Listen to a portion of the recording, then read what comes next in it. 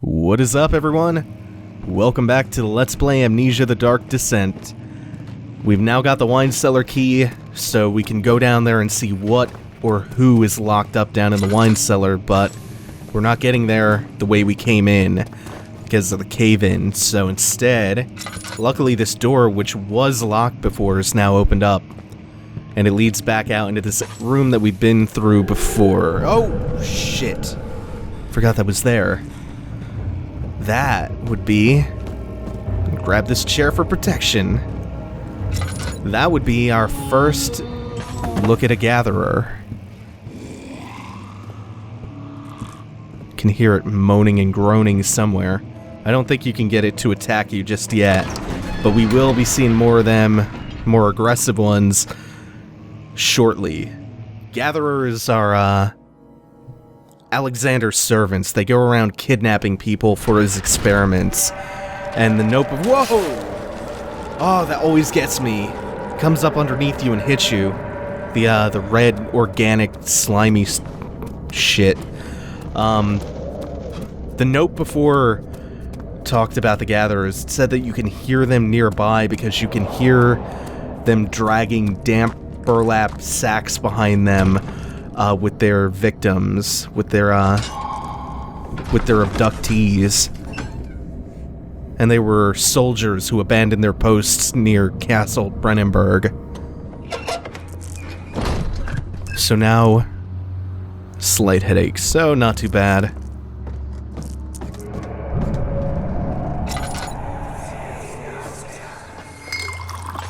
Where did the Baron go? Who cares? He left us enough wine to last us a lifetime. Or at least until tomorrow.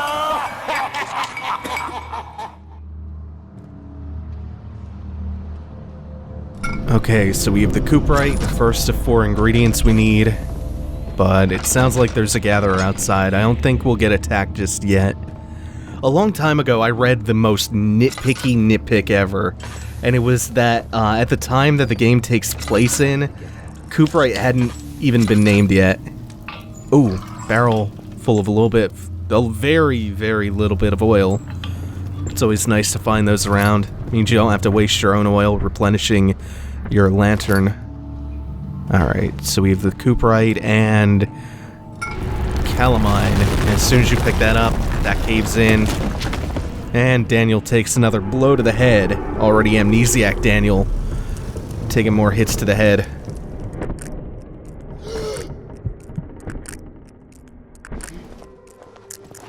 Oh, that sucks. I think I lit that when I came in here. Maybe I'm going insane in real life. And just imagining that. So we have to move all these columns and heavy rocks out of the way. Just dragging them out of the way in order to get to the door. So the voice back there was the voice of Wilhelm, who we read about last time in the notes. Wilhelm, the notes were talking about how he pledged his services to Alexander for 3 years, and then when we left off last time, we found one from Alexander himself talking about how he locked Wilhelm and his men up in the wine cellar because they were being careless and getting the sheriff's attention. And he said he was going to give them plenty of wine. I think my sanity might be so low that I'm hallucinating all the stuff on the ceiling. That, though, that's for real. All that gore and viscera. Disemboweled, disembodied torsos and limbs. Gruesome shit. What's happening? Oh, feels like my chest is going to burst. Oh. My God! Wilhelm, do something! Accept it. We're not getting out of here. How can you say that? Alexander, you piece of shit! Let us out of here! Okay, we have 3 of our 4 ingredients. Let me go and fill up my lantern a little bit. Looks like that wine was poisoned. Wilhelm, House of Garrick again. These are my final words. 2 years ago, I was summoned to Castle Brennenburg. I was to kidnap healthy humans upon his slightest whim, and Alexander attests to his character, so Wilhelm could advance in society. That's how that deal worked out. Wilhelm brings him subjects. He puts in a good word for him. Perhaps even 100. They were never heard from again. The Baron invited me and my men down to the wine cellar. We drank wine, the Baron locked us up. My men are screaming, their skin has been pierced by their own tangled bones. I feel my insides revolt against their God-given nature. Yeah. So, all of these bodies are Wilhelm and his men who drank the poison wine from Alexander, and it mangled them. Blood came rushing out of their eyes, their bones twisted like gnarled tree branches. And it's possible that they were turned into the monstrous gatherers.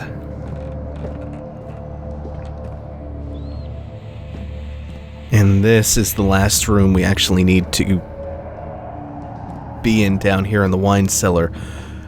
There's a reason why all these chemicals are being stored down in the wine cellar. If you're on your first playthrough, normally you'll go to the laboratory first and you'll find a couple notes there, which would give you your hint that you need to come down to the wine cellar to get all this stuff first. The order I've been doing all this stuff in is very deliberate. Something is wrong. Oh, so wrong. Ooh. I think I might be losing my sanity a little bit quicker than I thought. I could have sworn that was Daniel's voice saying that. There are a couple of levels of sanity. There's green, yellow, orange, and red, and they all have the different flavor text associated with them. Like when you're orange, the second lowest, it's hands are shaking, head is pounding, red is just ... Is it about to happen again? I thought I was scot-free. Alright, now that we have the chemicals, we can head down into the laboratory. When your sanity is full and it's green and crystal clear, at the highest level, enemies will glow. At the lowest level, you get this mouse lag that makes it really hard to control. The screen warps and distorts really, really intensely. Bugs crawl all over you. And then if you lose even more sanity after that, you collapse, and enemies will start to search you out.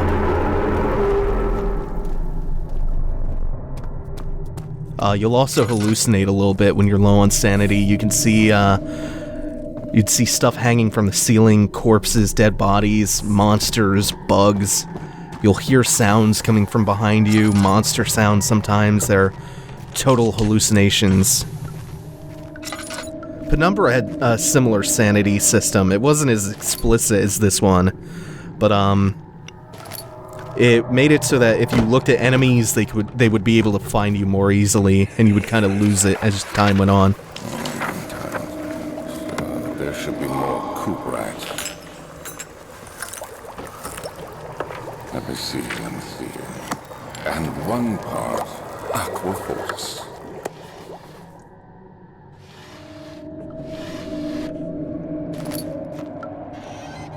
Oh, these things are pretty cool. They're memory vessels, or memory capsules of Alexander's. One day I would return. If it wasn't for the thought of you, my love, I wouldn't be able to go on. When I find myself doing terrible things, I take comfort in you. As long as I am able to think of you and long for life together, I know I'm better than the others. I weep for them. They lust for power without restraint, where I only crave fair judgment and a safe return. This is my third attempt to produce artificial vitae. The former compounds lack the potency I need, but I sense I'm close. Calamine and orpiment are given, and the cuprite binds them well. This time I will attempt aqua regia instead of aqua fortis in hopes it will produce a more even solution. The experiment was unsuccessful. The solution is highly acidic and proves impractical to put to any use except as a detergent. Organic tissue reacts especially violently to this solution and should be handled with the greatest care. Great. that's your big hint about what you're supposed to do with the organic tissue that blocks your way to the refinery. You have to use those 4 ingredients and create an acidic solution. And this is a preview of a very infamous Dark Descent enemy, which we'll be dealing with later on. And let's see, the lack of a chimney to properly vent the fumes has taken its toll on my less stable ingredients and storage. Be difficult to salvage. Gotta move them to the wine cellar. And that's your hint that the ingredients you need to find are down in the wine cellar if you come in here first, or if you get lost and you don't know what to do next. Those 2 notes give you your big clues about what you're supposed to do. And we got the chemistry pot, so after we put all 4 ingredients in, we turn all of these valves, heat the Bunsen burners up, combine all of the chemicals we've been gathering, and we pick up our pot of acid. Great. So that's it for the laboratory, except for this really, really, really stupid puzzle down here, because at some point there was a tremor, and our stairway in collapsed, so we pick up a piece of it, toss it, and yeah, fuckity-doo. That's terrible. That is just awful. A lot of these puzzles are pretty good, and I enjoy the general, like, the level flow of this game. That is stupid as hell, though. Not gonna spend too much time harping on it, though. So instead, let's go back to something that was brought up in one of the notes back in the laboratory. Ow! Fucking every time. Twice? Every time. He said that he was on attempt number 3 at producing something called Vitae. So it appears like he is torturing people and killing people abducted by his gatherers to extract some kind of living essence from them called Vitae. But anyway, now that we've burned away the organic flesh left behind by the shadow, we can come down into the refinery where shit's about to start getting real. It sure is dark in here. Yes, and there's a good reason for it. But you can light the lamp now if you wish. What's the reason? For the darkness, that is. Stay close. Be careful not to stray. What's the reason? Why is it so dark? Pay attention, Daniel. It's important that you keep going straight and make sure not to stray.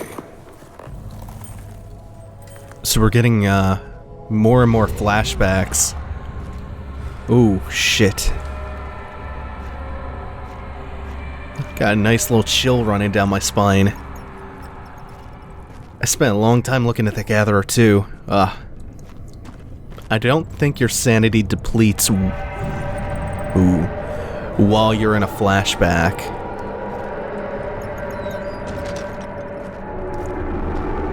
That's not good. Does that happen every time you come in here? Or am I just completely losing it? I knew sooner or later I would find something behind the barrels. So we're in the refinery. The name of this level is actually the distillery, and if you look in the game's files, you can actually see that. But, ooh, laudanum. 2nd of June, 1839. It's been more than a month since my last entry. After the event inside the underground chamber in Algeria, Professor Herbert insisted I return to England. He said he didn't want to risk forfeiting the entire expedition lest I took a turn for the worse. An excessive decision, in retrospect. But I'm glad it turned out that way. I found my journal this morning in the haphazard collection of things brought home from Africa. Next to it lay the broken stone orb wrapped in cloth. I tried to assemble it, but couldn't. The pieces wouldn't fit together, as if they weren't from the same object. Could I have imagined it all? Was there ever a complete orb? Daniel, at that point, is questioning his own sanity. Sorry, disjointed thoughts there.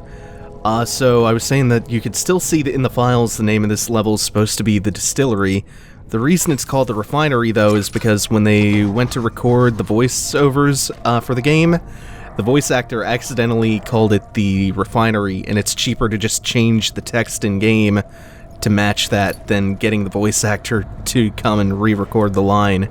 So they just changed it to refinery. Also, the gatherer that we're dealing with down here in the refinery, and he's not shown up again, is he's called a grunt. 1839. I feel the need to continue this journal, even though it was intended for my journey to Africa. This must be something very important. I just know it. I've taken it upon myself to piece the orb back together, but it's been more difficult than one might think. The pieces are behaving strangely. They seem to change color, shape, and texture, but ever so slightly. Yesterday, I took careful measurements and notated any significant markings. Today, I confirmed my suspicions.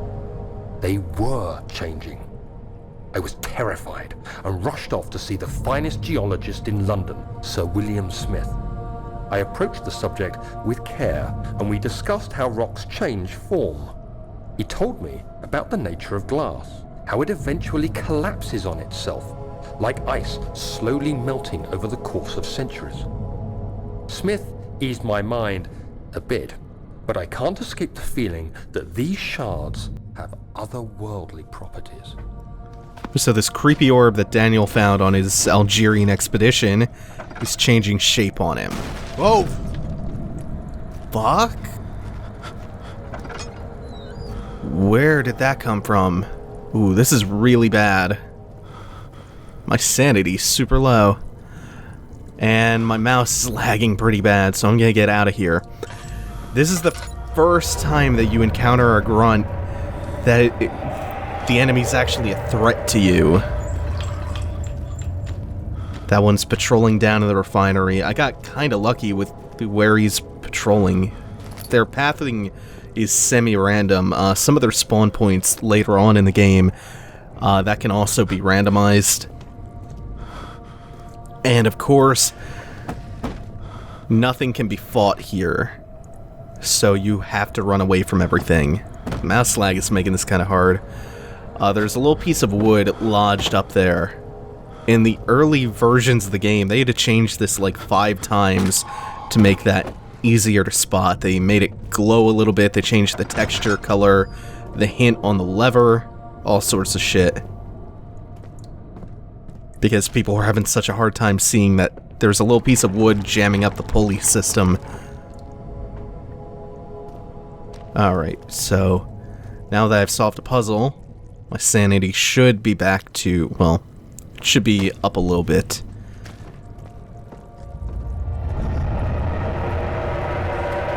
That's not a pleasant sound though, so I'm gonna book it. And we're coming up to a really, really good section, so I'm gonna leave you on a cliffhanger. Before I go though, I'm putting out the word now, this isn't gonna be a long playthrough. I suggest you get your suggestions in for which ending you want to see now. The good ending, bad ending, or the revenge ending. Anyway, that's it for now. Thanks for watching, everyone. Take it easy. Have a good one.